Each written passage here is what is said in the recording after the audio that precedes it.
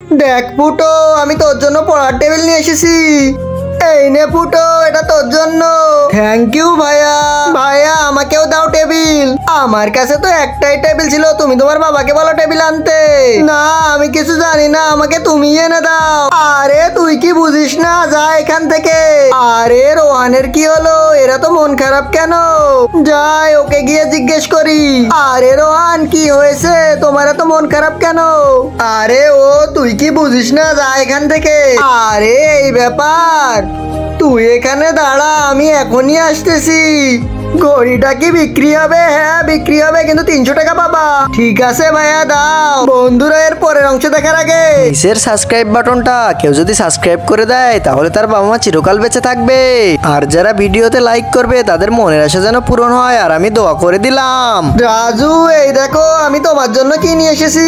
বাবা তুমি আমার জন্য কি নিয়ে এসেছো?